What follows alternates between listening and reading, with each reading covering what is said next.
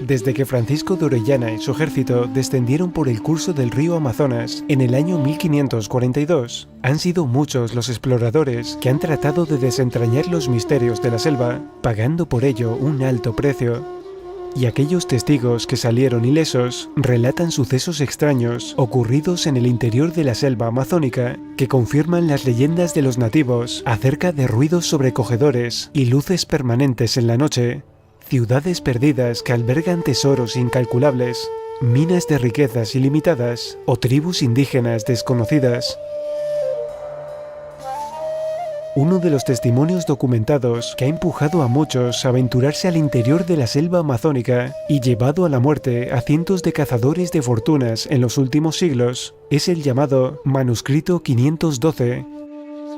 Se trata de una carta vivencial del siglo XVIII de 10 páginas, escrita en portugués por un soldado de alto rango que no desvela su nombre, y cuyo destinatario podía haber sido el virrey de la colonia portuguesa del Brasil, ya que el autor cita frases como «en recuerdo de lo mucho que os debo» o «excelencia», al cual instaba a enviar una expedición para, según él, hacer uso de estas riquezas.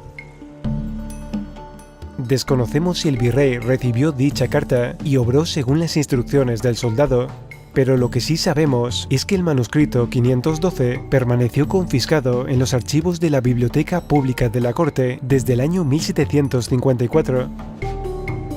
Sin embargo, casi un siglo más tarde, en el año 1839, tras la independencia de Brasil, y en la misma época en la que se descubre la ciudad de Palenque en México y otros recintos importantes en Perú, el canónigo Cuña Barbosa decidió publicar una copia del manuscrito, ya que tenía la esperanza de que podían encontrar construcciones semejantes en el territorio de Brasil, y así dar el impulso que el país necesitaba. Por lo que el manuscrito 512 se convirtió en el documento brasileño más famoso, motivo de discusiones científicas y base del mayor mito de arqueología brasileña que alcanzaría fama mundial gracias al coronel inglés Percival Harrison Fawcett y su afán por descubrir los restos de una civilización avanzada ocultos en la selva. A día de hoy, el documento se encuentra archivado en la División de Manuscritos, en la serie Obras Raras de la Biblioteca Nacional de Río de Janeiro, y su acceso está severamente restringido al público. Aunque, afortunadamente, contamos con una versión digital del manuscrito 512. A pesar de estar ligeramente deteriorado por las termitas, su contenido es simplemente excepcional. Su título lo dice todo. Relato histórico de una enorme ciudad oculta, muy antigua y sin habitantes, descubierta en el año 1753. En las páginas del manuscrito se narra la experiencia de un grupo de bandeirantes portugueses o soldados de fortuna que durante 10 años se dedicaron a rastrear algunas regiones brasileñas en busca de las legendarias minas de metales preciosos de Moribeca. Pero no fueron las minas lo que hallaron. En su lugar, se toparon con algo inesperado en la selva. El documento narra cómo, tras una peregrinación larga y problemática, y perdidos durante años, la comitiva divisó una serie de montañas tan altas que servían de trono al cielo o a las mismas estrellas, donde brillaban unos misteriosos cristales que causaron la admiración y el asombro de los exploradores que decidieron investigar aquel lugar. Sin embargo, los bandeirantes, al no lograr encontrar un paso franco que cruzara la cordillera, tuvieron que acampar al pie de las montañas. Hasta que un hombre de raza negra, integrante del grupo, persiguiendo el rastro de un venado blanco, descubrió por accidente un camino pavimentado en piedra que cruzaba a través de la montaña. Los bandeirantes recorrieron el camino hasta la cima, desde donde se podía divisar una gran ciudad. Tras descender al valle, mandaron a algunos integrantes para saber qué clase de gente habitaba allí.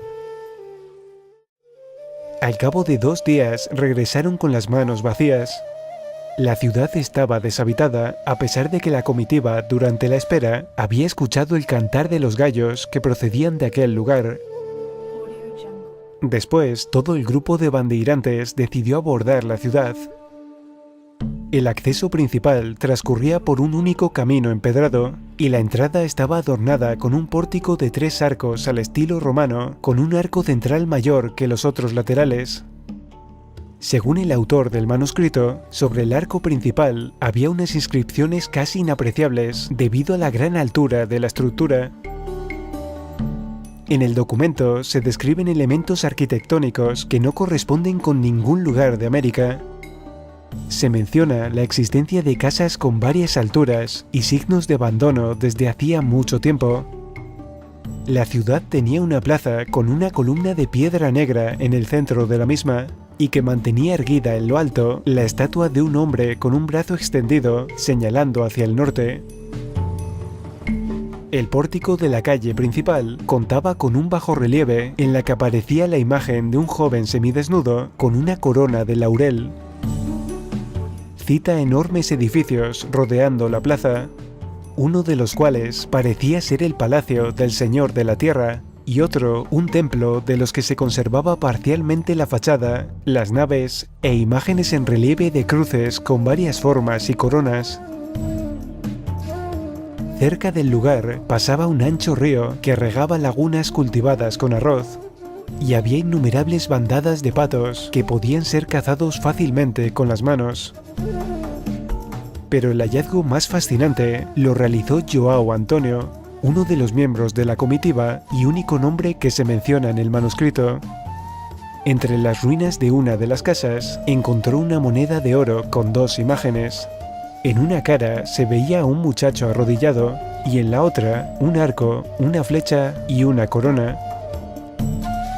Este descubrimiento convenció a la comitiva que bajo las ruinas podrían hallarse inmensos tesoros. El manuscrito continúa describiendo cómo, después de caminar 3 días río abajo, el grupo de bandeirantes se topó con una catarata y una serie de cuevas y excavaciones subterráneas, probablemente minas, donde yacían dispersos pedazos de mena parecida a la plata. La entrada de una de las cuevas estaba cerrada con una enorme losa, sobre la cual había una inscripción con signos o letras desconocidos. Cerca de allí descubrieron un edificio que denominaban casa de campo, con una gran sala interior y 15 habitaciones pequeñas, todas con puertas. En el documento se registran en total 4 inscripciones desconocidas repartidas por los edificios que la comitiva fue encontrando a su paso. La primera sobre el pórtico de la calle principal, la segunda sobre la losa que cerraba la entrada de una de las cuevas cerca de la catarata, la tercera sobre el pórtico del templo y la cuarta sobre la columnata en la casa de campo, además de 9 símbolos recogidos al final del documento que se encontraron inscritos sobre losas que cerraban el camino. Según el criterio de algunos expertos, los signos copiados se asemejan a las letras del alfabeto griego o fenicio e incluso guardan similitud con algunos números arábigos.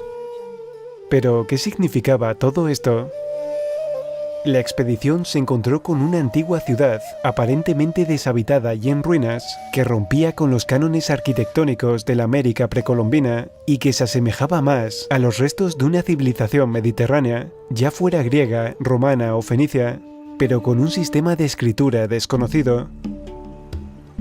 Quiere decir que podríamos estar ante el descubrimiento de un asentamiento de una civilización clásica europea cientos de años antes de la llegada de Cristóbal Colón. O quizás se trataba de una población constituida por el mítico continente de la Atlántida después de que desapareciera bajo el océano.